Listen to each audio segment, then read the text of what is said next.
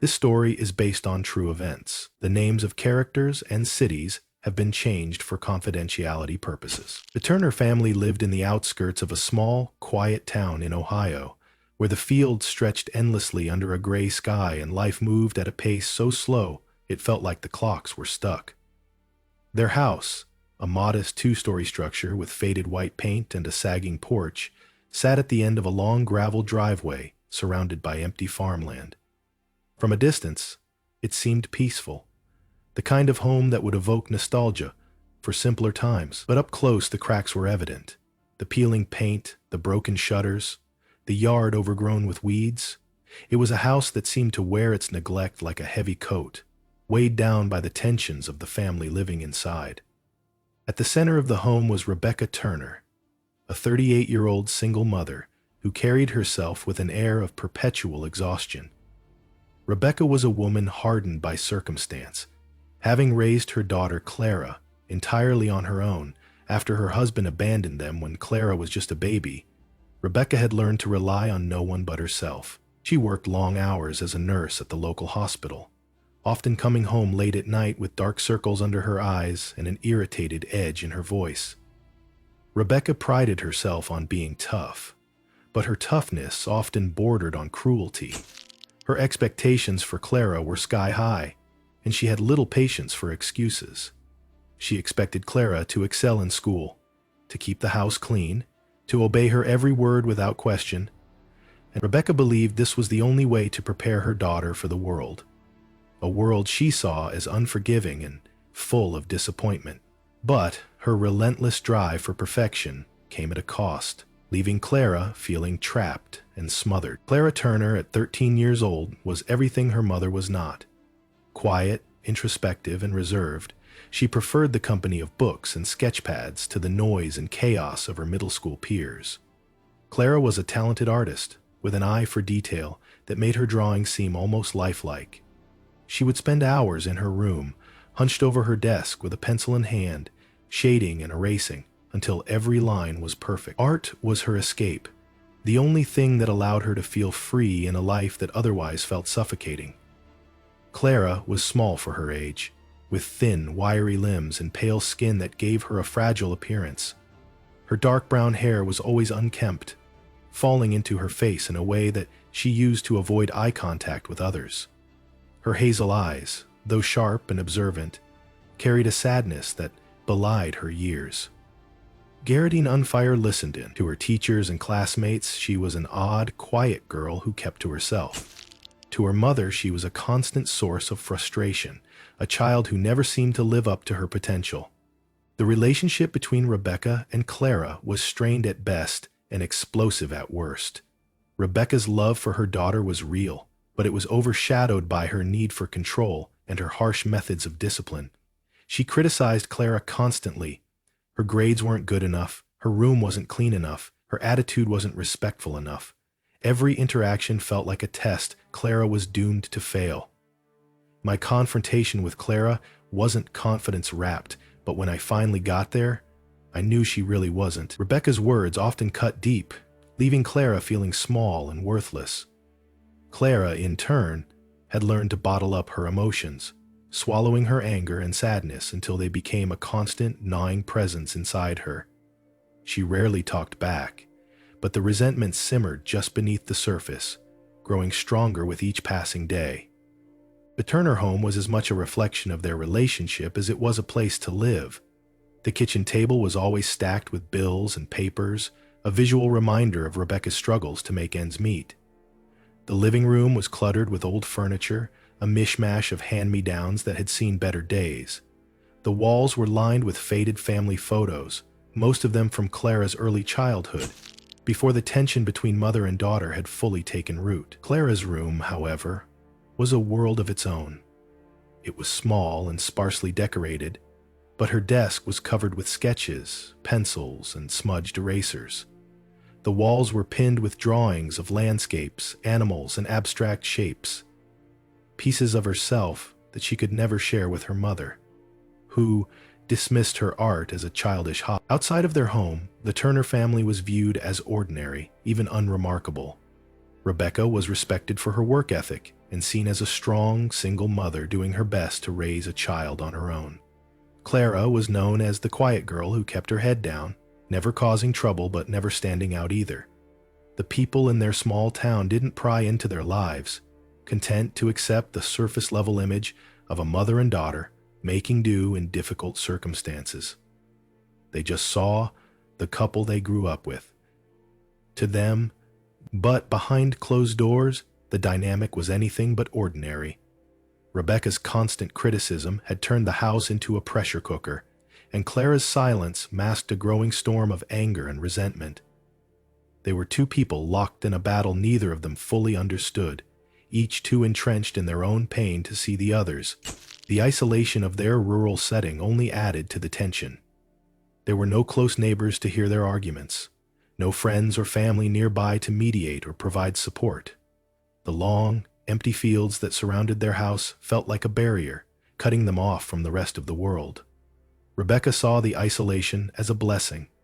It meant fewer distractions for Clara, fewer excuses for her to slack off or get into trouble. But for Clara, the isolation felt like a prison.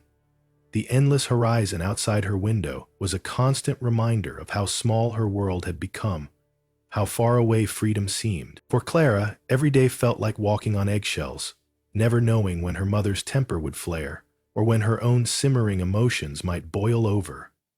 The weight of her mother's expectations and the loneliness of her life pressed down on her like a heavy fog, making it harder and harder to breathe. And yet, despite the growing tension, there was still a part of Clara that longed for her mother's approval, a part of her that hoped things might someday change. But as time went on, that hope began to fade, replaced by something darker. What started as frustration grew into resentment, and what began as resentment slowly turned into something much more dangerous. Clara's world was shrinking, and as it did, her thoughts turned inward, toward a plan that would shatter the fragile balance of their lives forever. The breaking point came on an ordinary Thursday, a day that began like so many others in the Turner household. The morning started with the usual tension, Rebecca barking orders at Clara to get ready for school, Clara moving silently through the motions, her shoulders hunched, her eyes downcast. Breakfast was rushed and joyless, as it often was, with Rebecca muttering criticisms about Clara's messy hair and untidy backpack. Clara said nothing, swallowing her cereal quickly as her mother's sharp voice grated in her ears. It was a routine Clara had come to expect, a morning ritual that set the tone for the rest of the day. But that Thursday would be different. That Thursday would change everything. At school, Clara felt the weight of her mother's words pressing down on her. She had always struggled with math, a subject Rebecca constantly reminded her was essential for a successful future. Rebecca's expectations loomed large over every test, every assignment, and Clara could already feel her stomach knotting as her teacher handed back the latest graded exam. A large red D was scrawled across the top of the paper, the ink bleeding through the thin sheet like a wound. Clara's face flushed with shame. She didn't need to imagine what her mother would say when she saw it. Rebecca's words were already echoing in her mind, a chorus of disappointment and anger. The dread built throughout the day, growing heavier with each passing hour. Clara carried the test paper in her backpack like a secret, hoping she might find a way to explain herself, or perhaps even hide it altogether. But there would be no hiding. That evening, Rebecca was scheduled to attend a parent-teacher conference at Clara's school, one of her regular check-ins, to monitor Clara's academic performance. Clara knew the test would come up. She knew her teacher would mention it, and she knew there would be no escaping her mother's wrath once they were back home. When Rebecca arrived at the school, she wasted no time positioning herself as the concerned, no-nonsense parent. She greeted Clara's teacher with a firm handshake and launched into a series of questions about Clara's progress, her tone clipped and efficient. Clara sat nearby, shrinking into her chair, her hands clenched tightly in her lap. She could feel the heat rising in her cheeks, her heart pounding in her chest, as her teacher began to speak. The test was brought up, just as Clara had feared, and her mother's face darkened as the grade was mentioned. Rebecca's lips thinned, her eyes narrowing as she turned to look at Clara. The expression on her face was a mixture of anger and disappointment, a look Clara had seen countless times before but never grew used to. And then it happened. Rebecca, unable to contain her frustration, began to berate Clara right there in front of her teacher. Her words were sharp, cutting into Clara like tiny daggers. She called Clara lazy, irresponsible, unmotivated. She questioned how someone could spend so much time daydreaming and drawing and still fail to put in the effort where it mattered. The teacher shifted uncomfortably, clearly embarrassed, but Rebecca didn't care. She was determined to make her point, to ensure Clara understood the full extent of her failure. Clara sat frozen, her face burning with humiliation, her eyes fixed on the floor. She wanted to disappear, to melt into the chair and vanish completely. The other students and parents passing by in the hallway could hear Rebecca's raised voice, their curious glances only deepening Clara's shame. The car ride home was silent, but the silence was thick with unspoken words. Rebecca's grip on the steering wheel was tight, her knuckles white as she stared straight ahead. Clara sat in the passenger seat, staring out the window, her test paper crumpled in her lap. She felt hollow, numb, as though the humiliation had drained her of everything except a quiet, simmering anger that she couldn't quite place. When they pulled into the driveway, Rebecca turned to her with a look of cold finality. "No more art," she said, her voice low but firm. "Until you prove you can take school seriously, I'm taking away your sketchbooks. And forget about that art camp this summer. You don't deserve it." The words hit Clara like a punch to the chest. Her sketchbooks were her sanctuary, the only place where she felt free to be herself. Taking them away felt like stripping her of the one thing that gave her life meaning. Clara wanted to scream, to shout, to tell her mother how unfair it was, but she didn't. She just nodded stiffly, her jaw clenched, her eyes wet with unshed tears. She climbed out of the car and went straight to her room, slamming the door behind her. That night, as she lay in bed staring at the ceiling, Clara's thoughts churned with anger and despair. She replayed the parent-teacher conference over and over in her mind, her mother's harsh words echoing like a broken record. She thought about the humiliation, the way Rebecca had stripped her of her dignity in front of her teacher, in front of anyone who might have overheard. She thought about the way her mother had dismissed her art, the one thing that made her feel alive, as though it were nothing more than a childish distraction. The more Clara thought about it, the more the anger grew, until it felt like a living thing inside her, clawing at her chest, demanding to be released. The final blow came later that night, when Clara overheard her mother on the phone. Rebecca's voice carried down the hallway, sharp and biting as she spoke to a family friend. She was talking about Clara, complaining about how difficult she was, how she lacked discipline, how she was a constant source of stress. "She's just like her father," Rebecca said, her voice dripping with disdain. Clara froze, her breath catching in her throat. "Am I abusing her?" Clara asked, terrified of what she might hear. She had always wondered about her father, the man who had left them when she was a baby. Rebecca rarely spoke of him, but when she did, it was with bitterness. Hearing her mother compare her to him, to a man she clearly despised, felt like the final betrayal. It was as though Rebecca had confirmed what Clara had always feared, that she was a disappointment, an unwanted burden. Clara sat on the floor of her room that night, clutching one of her sketchbooks in her lap. The anger inside her had reached a boiling point, and for the first time she let herself entertain the thoughts she had always pushed away. She imagined what life would be like without her mother. Quiet, peaceful, free.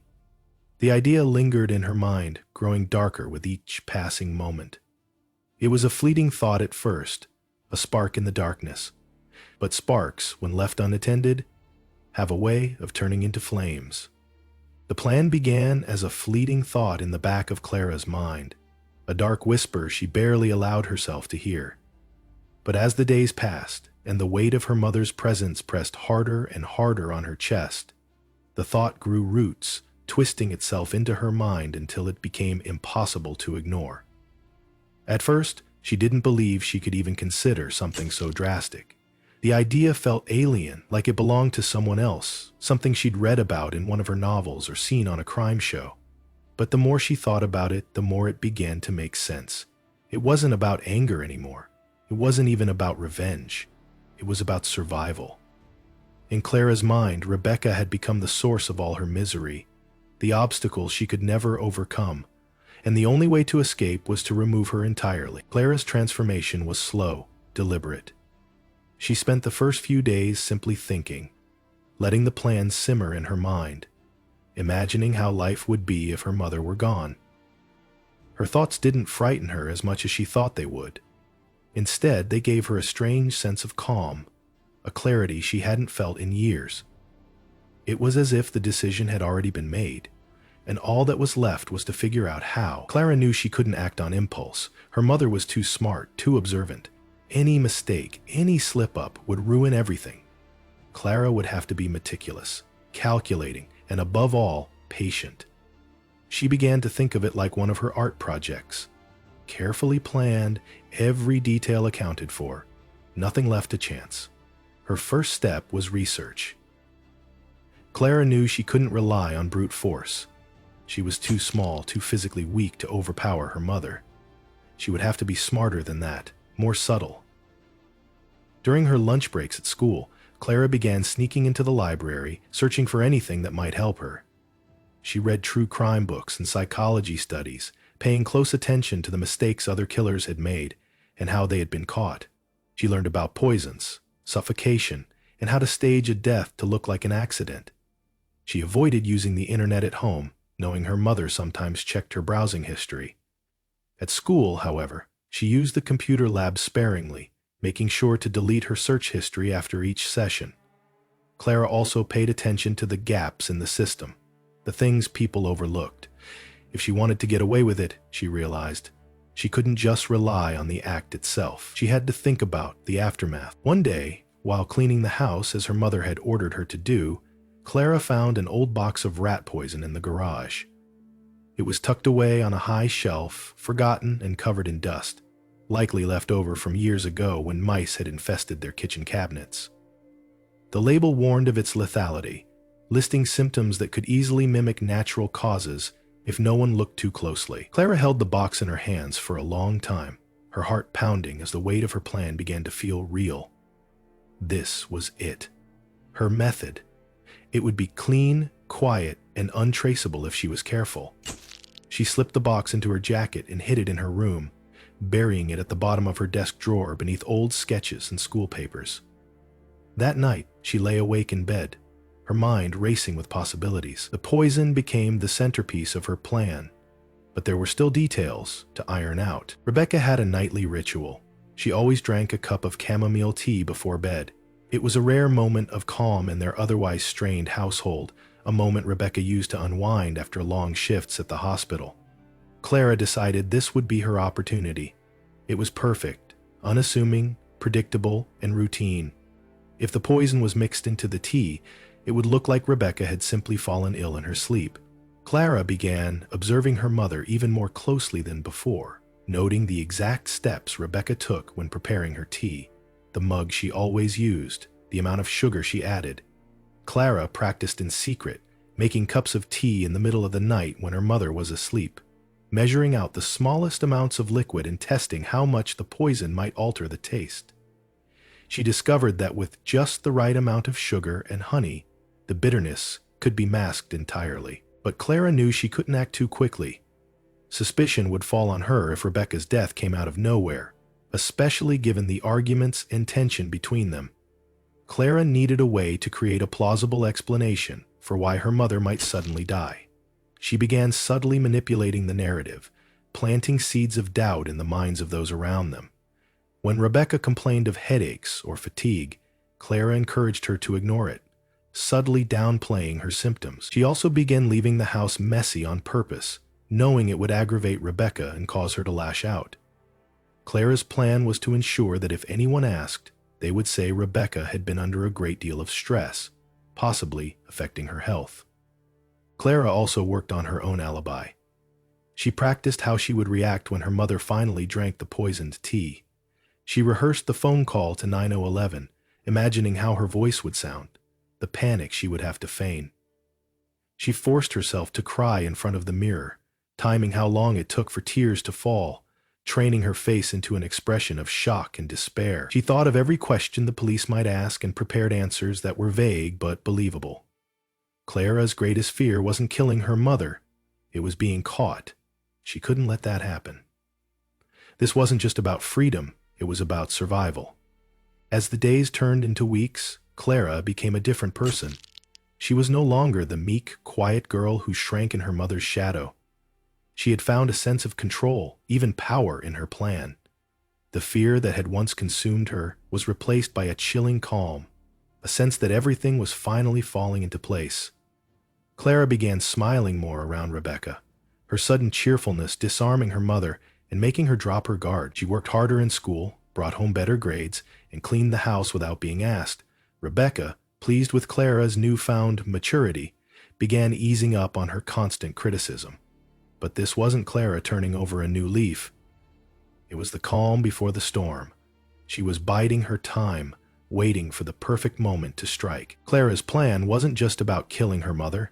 It was about creating a new life for herself, one where she was free to exist without fear, without criticism, without being told she wasn't enough. She convinced herself that it was necessary, that there was no other way. And as the night of her plan drew closer, Clara felt no guilt. No hesitation. In her mind, she had already made her choice. All that remained was to see it through. The night of the murder unfolded with a terrifying calm, as if the world itself had aligned to help Clara execute her plan. It was late February, and a cold drizzle tapped softly against the windows of the Turner home. Rebecca had just returned from a grueling 12-hour shift at the hospital, her face pale and drawn, her uniform wrinkled and damp from the rain. She barely said a word as she kicked off her shoes and set her bag down on the kitchen counter. Clara watched from the living room, pretending to read a book while carefully studying her mother's every move. Tonight was the night. After weeks of planning and rehearsing, Clara felt ready. Her nerves, though frayed, were buried under a cold determination. Every detail had been accounted for. All she needed to do was follow the plan. Rebecca moved through her usual evening routine, her exhaustion making her more predictable than ever. She heated up leftovers for dinner, ate in silence at the kitchen table, and then trudged upstairs to shower. Clara waited patiently, listening to the sound of running water from the bathroom above. Her heart thudded in her chest, but her face remained neutral, her hands steady. The box of rat poison was already hidden in her room, carefully measured and prepared in a small vial she had repurposed from an old art supply. She had practiced this moment countless times in her head, visualizing every step until it felt like muscle memory. There was no room for mistakes. Not tonight. When Rebecca came back downstairs, her hair damp and pulled into a loose bun, she let out a weary sigh and went straight for the kettle. As Clara had anticipated, her mother began preparing her nightly cup of chamomile tea.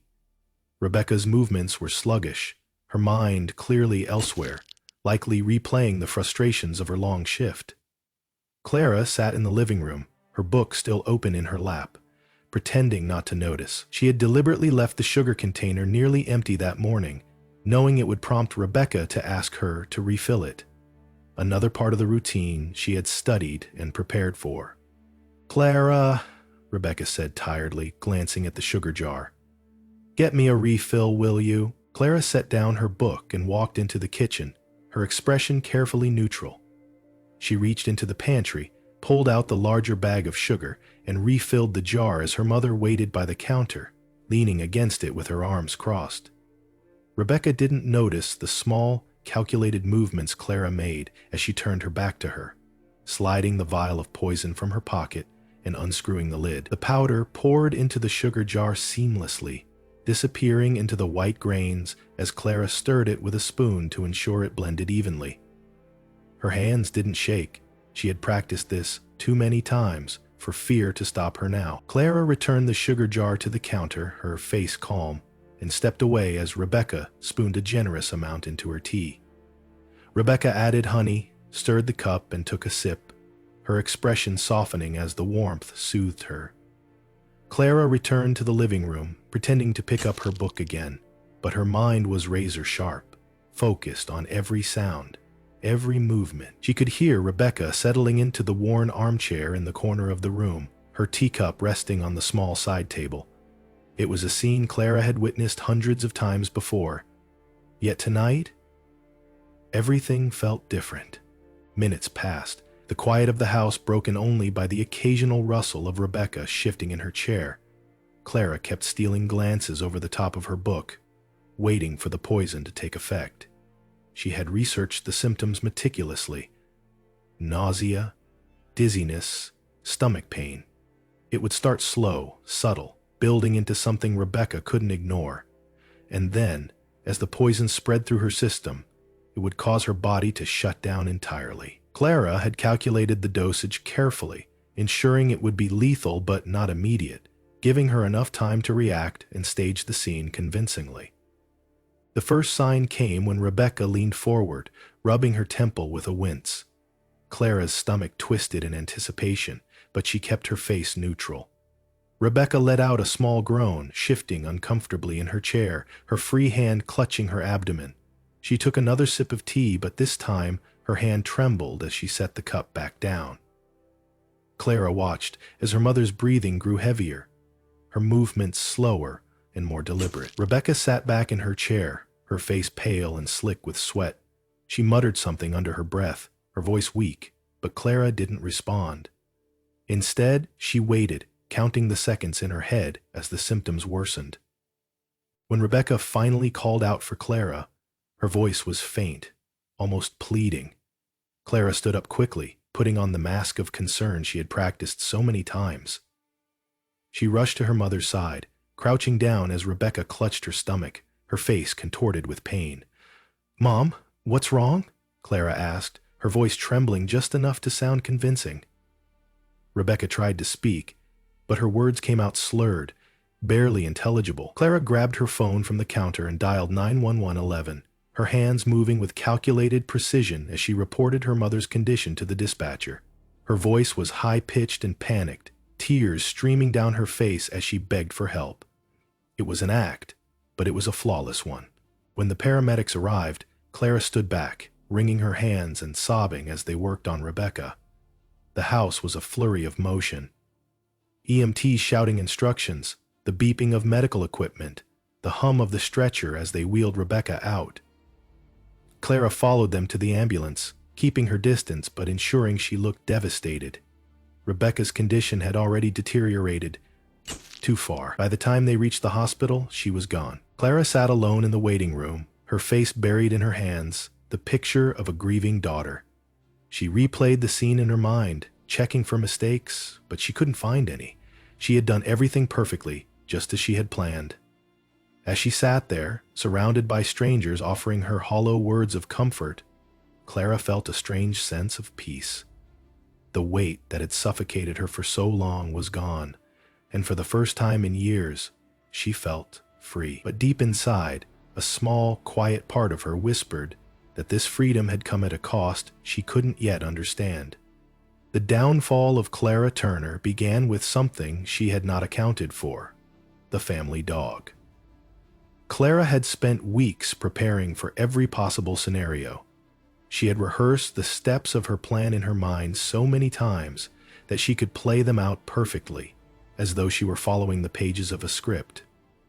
She had ensured that her mother's death would look natural, a tragedy with no loose ends, no cause for suspicion. But Clara's obsession with controlling the human elements of her plan made her overlook the simplest and smallest of variables, something as unassuming as a dog's curiosity. The night Rebecca died had unfolded exactly as Clara had envisioned it. After a long day at the hospital, Rebecca returned home exhausted. She barked her usual criticisms at Clara about an unfinished chore or a missed homework assignment, but her voice carried less venom than usual, dulled by fatigue. Clara acted as she always did, her demeanor quiet and compliant, nodding along while preparing her mother's evening tea.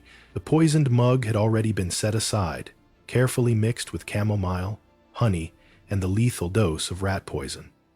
Rebecca drank it without hesitation, settling into the worn recliner in the living room while the glow of the TV flickered across her face.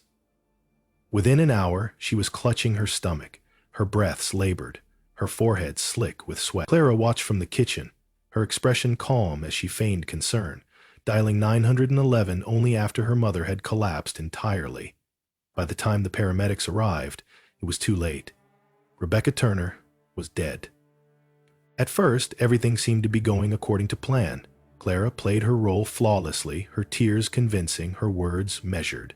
The coroner's initial assessment suggested a heart attack or a sudden allergic reaction, both plausible explanations for Rebecca's unexpected death.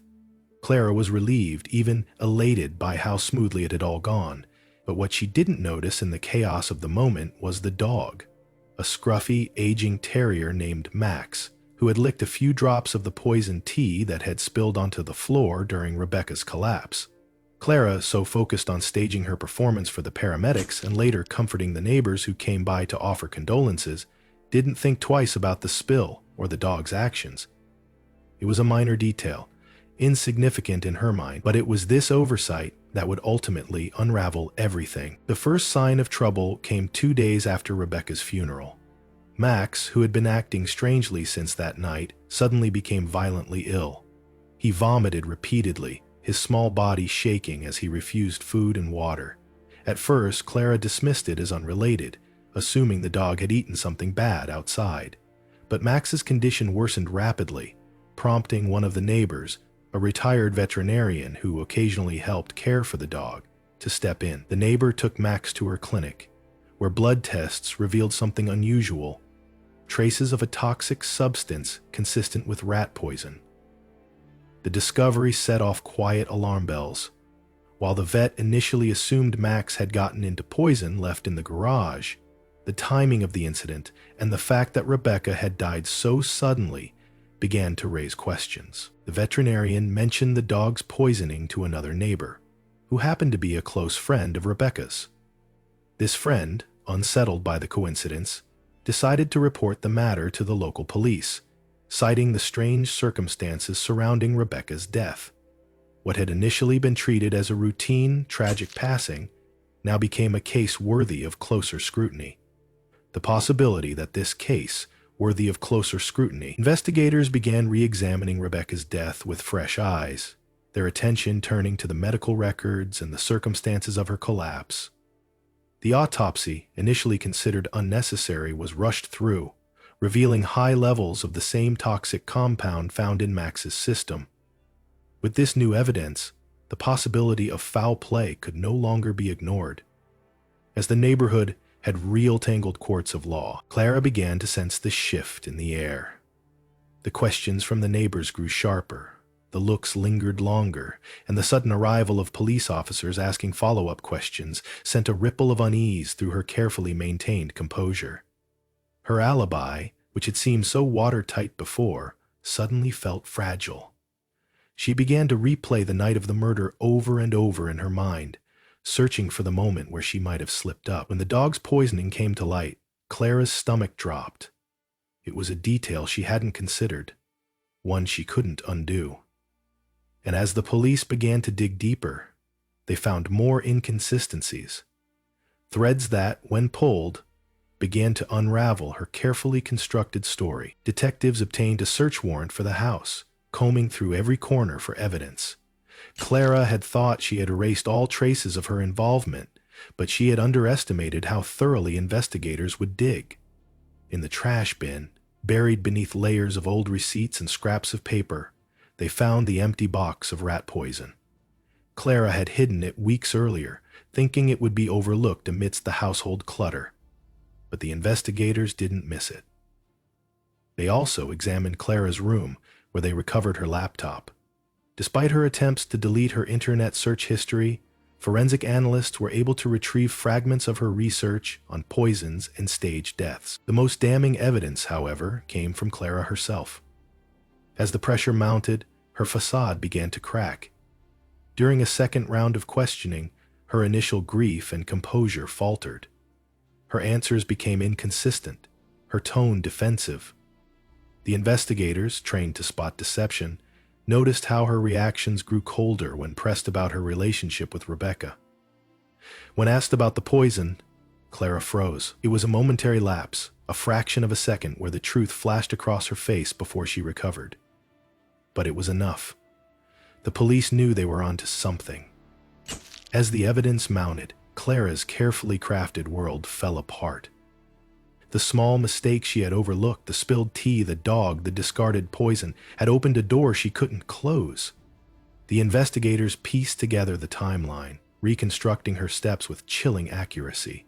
Clara, once so confident in her ability to outsmart everyone around her, found herself cornered, her plan exposed for what it was. In the end, it wasn't the complexity of her crime that betrayed her, but the simple details she thought didn't matter.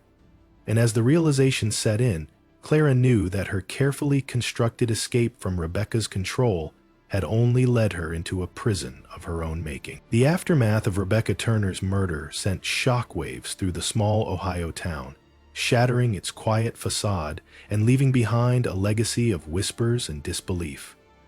Clara's arrest, at only 13 years old, was the kind of story that grabbed headlines and unsettled everyone who heard it. How could such a young girl, shy and seemingly harmless, commit such a calculated act against her own mother? And the community, which had known the Turners as just another struggling family on the outskirts of town, now reeled from the revelation that something so sinister had been brewing behind the closed doors of that modest two-story home. The trial was a spectacle that drew both local and national attention, a perfect storm of tragedy, psychology, and sensationalism. Legal experts debated whether Clara should be tried as a juvenile or as an adult, the heinous nature of her crime clashing with the fact that she was still a child. Psychologists testified about the dynamics of the Turner household, painting Rebecca as a domineering mother whose harshness may have planted the seeds of Clara's resentment. Others argued that Clara's actions went far beyond the realm of emotional reaction, that her cold planning and lack of remorse marked her as deeply disturbed, someone capable of darkness far beyond her years. Clara herself was a puzzle that no one could quite solve.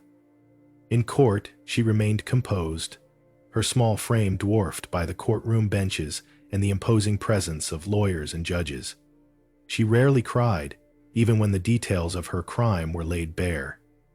She listened to the testimony of detectives and experts with a calm, almost detached expression, as though she were a spectator to her own life. When given the chance to speak, her words were chillingly rational. She admitted what she had done, but framed it as a form of survival, claiming that her mother's control had left her no choice. "I couldn't live like that anymore," she said, her voice quiet but unwavering. "She didn't leave me any other way out." The statement sent chills through the courtroom, leaving even those who had tried to sympathize with her feeling uneasy. Clara was ultimately sentenced to juvenile detention, with the possibility of parole at age 21. The judge, while acknowledging the severity of her crime, noted her age and the circumstances of her upbringing as mitigating factors. The decision sparked outrage in some corners of the public, with many arguing that Clara had gotten off too lightly for taking. Others saw her sentence as a chance for rehabilitation, a way to salvage what was left of a childhood that had clearly gone so terribly wrong. Clara, for her part, showed little reaction when the sentence was read. She simply nodded, as if she had already resigned herself to whatever fate awaited her. The Turner home, once a quiet and unremarkable structure on the edge of town, became a grim symbol of the tragedy. Neighbors avoided the property, its empty windows and overgrown yard a reminder of what had happened there. The house was eventually sold at auction, its history buried under layers of new paint and landscaping.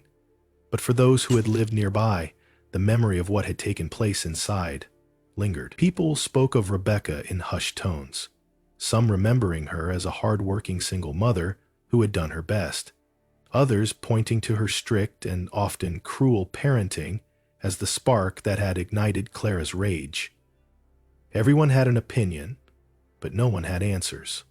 For Clara, life in the juvenile detention center was stark and unyielding. The structure and routine were reminiscent of her life under Rebecca's rule, but the absence of her mother's voice made the silence almost worse. She spent most of her time alone, avoiding the other inmates and retreating into the one thing that still brought her solace: her art. The center allowed her access to pencils and paper, and she filled sketchbook after sketchbook with dark, haunting images. Her drawings often depicted cages, shadowy figures, and crumbling walls. visual metaphors that seemed to express the emotions she refused to articulate. The staff noted her talent, but her art offered little insight into her inner world. If anything, it only deepened the mystery of who Clara Turner really was. Rebecca's relatives, most of whom had been estranged from the family for years, struggled to reconcile the niece they had known with the girl who had committed such a terrible act. Some blamed Rebecca, pointing to her domineering personality and harsh parenting as the root cause. Others placed the blame squarely on Clara, arguing that no amount of discipline could justify what she had done. And since Martin was ill, it was impossible for him to travel. He wasn't supposed to begin with. The family fractured further in the wake of the tragedy, unable to come together even in their shared grief. As the years passed, Clara's story began to fade from public memory, replaced by new headlines and new tragedies. But for those who had been closest to the case, the questions lingered. Could Clara have been saved if someone had intervened earlier? Was her crime the inevitable result of an abusive environment, or was there something darker inside her that had been waiting to emerge all along? Even Clara herself seemed unsure of the answers. In the rare moments when she allowed herself to reflect on what she had done, she felt a strange mix of emotions: relief that she was free from her mother's control, guilt for the pain she had caused, and a hollow, aching emptiness that no amount of freedom could fill. When Clara turned 18, she was transferred to an adult prison to serve the remainder of her sentence. By then, she had become something of a ghost in the system, a quiet, well-behaved inmate who rarely spoke and never caused trouble. Her parole hearings loomed on the horizon, but whether she would ever leave the confines of the prison walls remained uncertain. For now, Clara existed in a kind of limbo, her life reduced to the barest essentials: eat, sleep, draw, repeat. In the end, Clara Turner became a symbol of many things to many people: a victim, a monster, a broken child, a cold-blooded killer. But to herself, she was simply Clara, a girl who had made a choice she couldn't take back, a choice that had freed her in one way but trapped her in another. And as she sat in her cell, sketching a figure standing alone in a field of darkness, she wondered if freedom had ever really been possible at all.